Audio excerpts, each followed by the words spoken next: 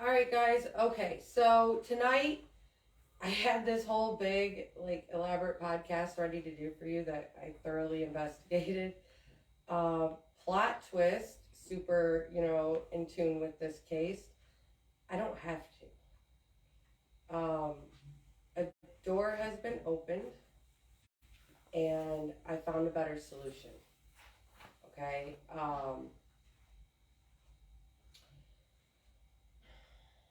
What I am going to talk about are some other things tonight. I did issue a statement earlier today. I'm aware. I'm aware this happens every time. I'm a longtime advocate. Every time I advocate for someone, there's two sides to every story, right? So the other side always comes out. That's perfectly fine. It's okay. Um, I would ask that you not engage in it. Don't comment back and forth on it. Um, this is supposed to be about Amanda Dean. This has been a little different than what I would typically do in an advocacy because Amanda isn't here to talk to me. Typically, in an advocacy, you would sit down or phone conversations or emails back and forth, and you'll communicate with this victim, and you'll really get to know him. And this is the very first time that I've had to speak for a victim that wasn't here to talk to me, and the weight of that is not lost on me. I want you to understand that even though I think that there are some things here that need to be addressed with the family, you have to understand that I'm still speaking for Amanda Dean. And because I'm speaking for Amanda Dean, I have to recognize that it's her family. Okay? I'm sure she would want her justice, and I've done my best here. I've done my best here at presenting this information. It's just bad. And I explained to Shannon at the beginning of this that sometimes doing this, the truth would hurt. And these types of situations with all of these things that have come into play here, they're very sensitive topics and they're almost taboo topics. And part of the reason that they're taboo topics is because people are uncomfortable talking about them, okay? And they're uncomfortable talking about them for good reason. In order to correct these things, in order to have these things addressed, somebody has to talk about them, okay? Somebody has to go into that zone of being uncomfortable and talk about them. And unfortunately, in this case, that person was me. And it's okay that it's the gig.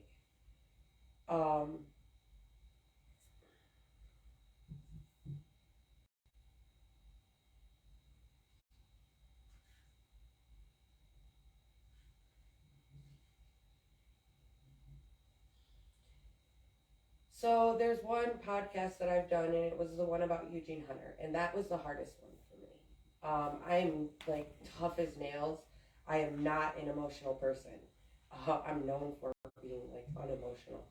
Uh, this one leveled me. I cried all the way through that podcast. But what was so amazing about that podcast when I was doing it, the reason why I just kept being like, I can do this, like, I'm going to get through it, I'm going to suck this up and do it, is because two women came forward. And these two women were willing to suffer in order to seek justice for someone else. Keeping in mind that these people also have been denied their own justice. They're not seeking that.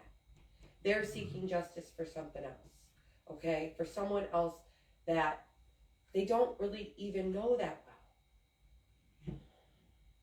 That is superhero status, okay? These are brave, brave, brave women. And their bravery and their willingness to come forward and tell me the horrible, hard details is what empowered me to be able to push through that. They will inevitably face backlash for coming forward, okay? Worse than what I'm getting. They will inevitably face backlash. And I didn't want them to do that. I didn't want them to have to face the backlash. I kept them off the record. I didn't. It's hard to cause pain in the pursuit of justice, okay? It's hard to do that. And you have to understand that these people reached out to me. And when they did reach out to me, I understood that I was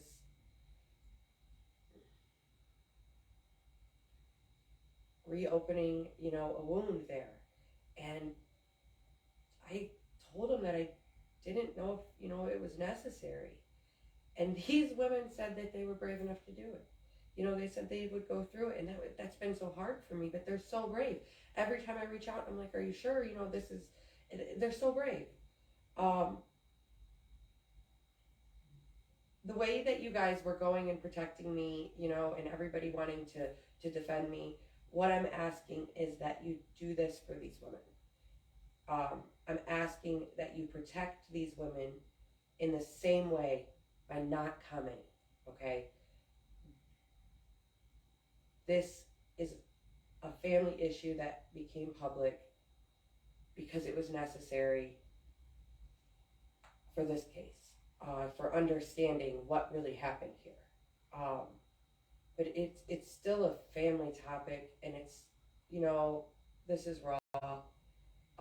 Please don't ask them about it, okay? I know everybody wants to know the details, but you don't want to know these ones, okay? They're ones that haunt you at night. They're ones that, you can't sleep. You don't want to know. So don't ask these women, please. I beg of you not to. If something goes wrong, they'll let me know, okay? So if there's a post that gets out of control, if they need something, they will let me know. They have my cell phone number. They can reach out to me if they need something, okay?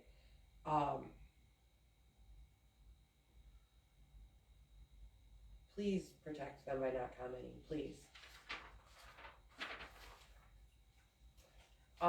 Because my podcast changed, I wanted to take a few minutes to talk about some people who have helped me here. In the last couple of weeks, it's gotten a little hot around here. When you start challenging police procedures and behaviors, even when you're right, it's not fun for me anyway. There are people that enjoy it, okay? There are people that just bash the police because they feel like it, and sometimes they deserve it and sometimes they don't. I'm one of those people that like to draw that line. I like to, make sure somebody deserves a punishment. I like to make sure before I dole that out. But I was nervous doing this week, I was afraid I was going to be arrested a couple of times. And don't act like people don't get arrested for speaking the truth, because that shit happens. I'm going to tell you how I know it happens. So at some point during this case, I see this person commenting, and it's somebody that I've, in other stuff, dealt with before. Her name is Elizabeth Baumgartner. She is a former attorney, and I don't know a whole lot about her case. It's just what I picked up over the years. But what I do know, it looks like she has been set up. Okay? So, and it looks like, maybe she was set up by some law enforcement here. That's looking like a possibility if I look at this a little deeper. It was a long time ago, but she was set up, and she did some significant time, like 5 to 7 years or something like this. So when I don't want to, and it was for the same thing. It was, from what I understand, it was from speaking out for a victim and maybe advocating in a way that challenged law enforcement. In my opinion, it challenged them and made them uncomfortable, and they, it looks like they bit back a little. But when I don't want that to happen, what I do is reach out to somebody that it happened to, right? So I chat back and forth with her about these things, and I realized that this lady is smart, like not your average intelligence, not above average. She's brilliant. So brilliant that sometimes, I don't think it translates to average intelligence. Sometimes it doesn't translate to me. But what she was able to do for this case is incredible, because I found out some things today, and a few weeks back, I was really trying to get Shannon Dean's statement. Sandusky Register but has been trying to get it. Tracy Tom's tried to get it. She's really good at getting records. Everybody's tried to get this statement.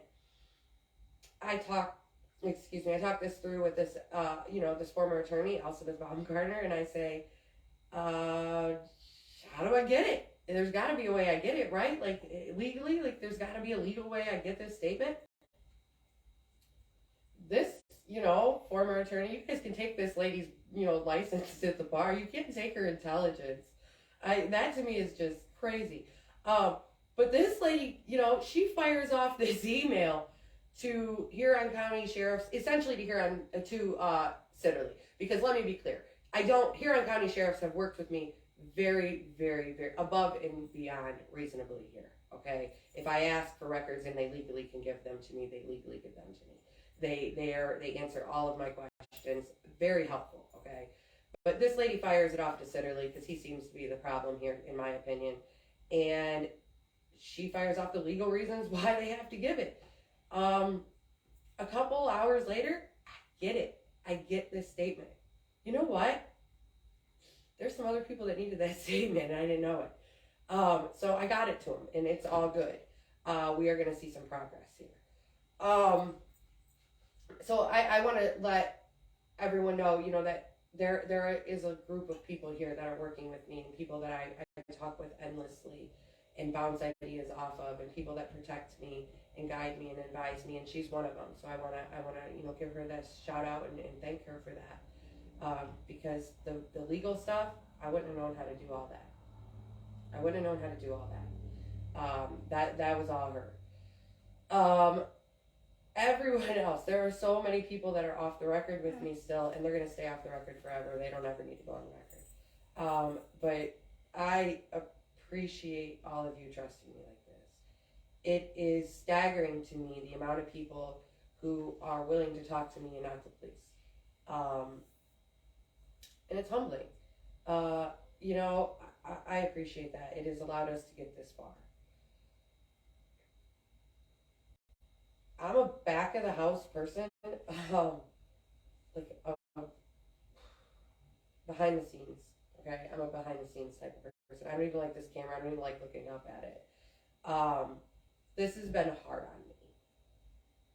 It's been hard for so many reasons. It's been hard because it's hard on other people. It's been hard because it's challenging to navigate something like this. It's something that I've never done before. I've been honest about the fact that, this isn't my job. It's not what I do. Yes, I advocate for victims. I advocate for sexual assault victims. And what I do for those victims is behind the scenes. I, help them with their victim impact statements. I guide them. I, encourage them through the process. I protect them on social media. I make sure, I do for them what I'm asking you to do for these women. I protect them on social media. I make sure it doesn't get too bad. Facebook, if you don't know, is about algorithms. If you don't give somebody attention, likes, comments, it disappears. It's not too often that I'll give people attention. Somebody got it today. They earned it. But we don't have to participate in all this nonsense. We are getting somewhere. We are getting somewhere legally because of Elizabeth Baumgartner.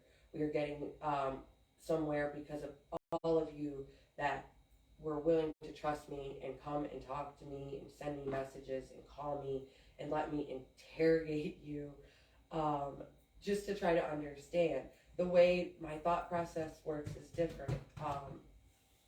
My brain works in patterns. It's not the same as everybody else's. So I appreciate you guys being patient with me and allowing me to do that, in my process and get through it.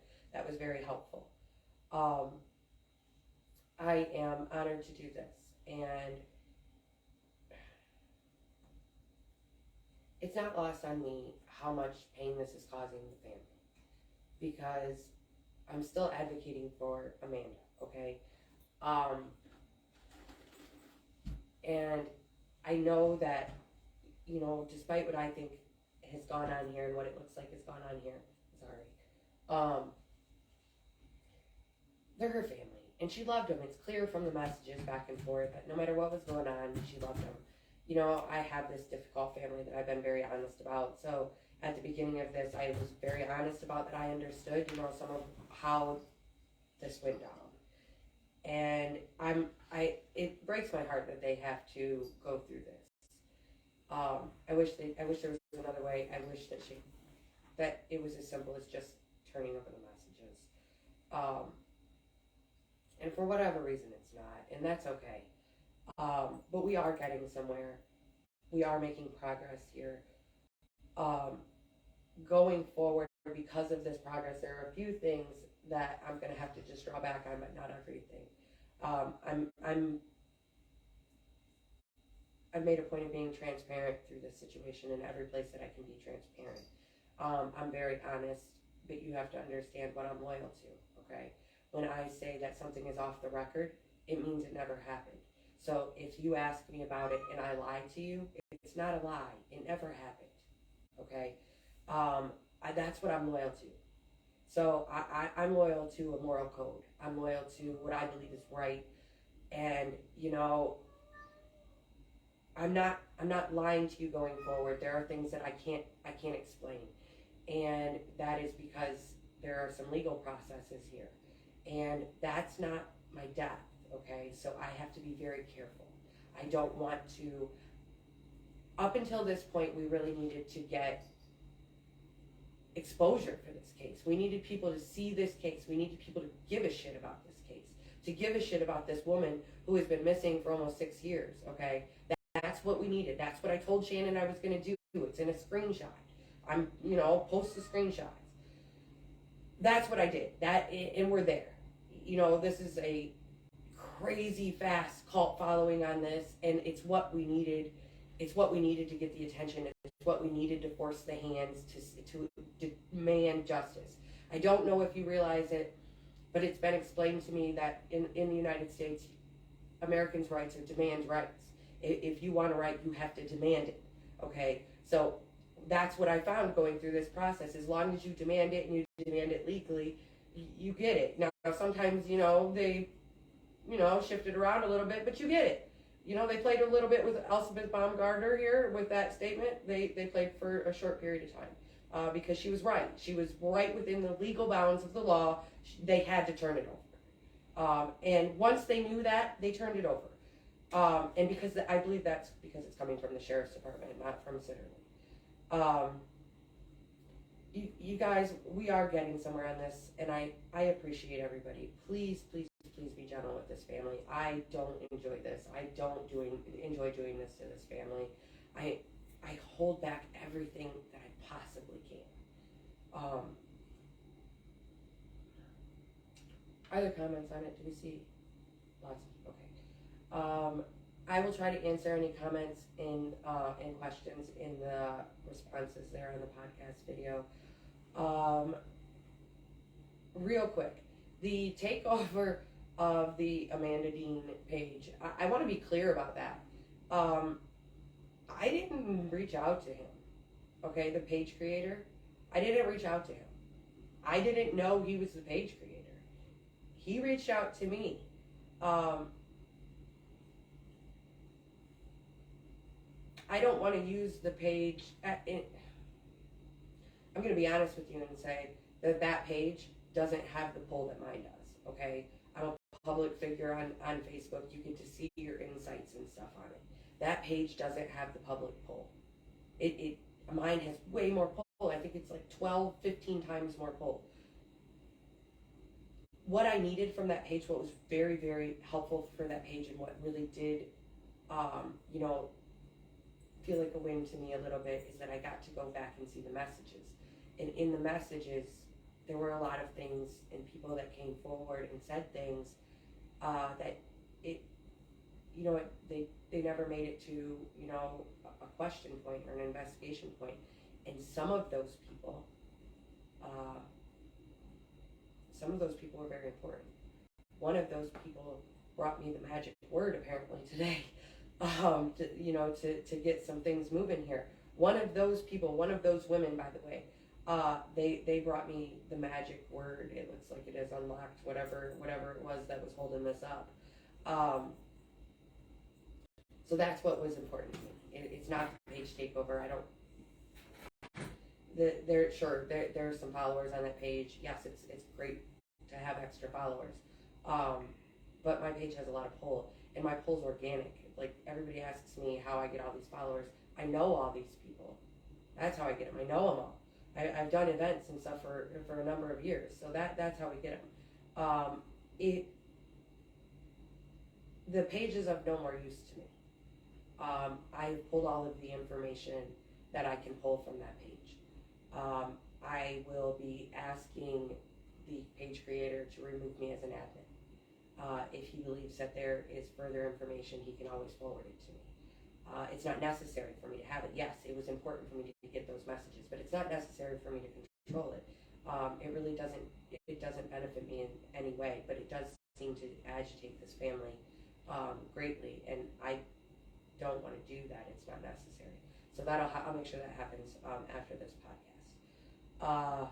I think that's all I have for you. I don't know when my next podcast will be, but obviously it'll be posted on Facebook.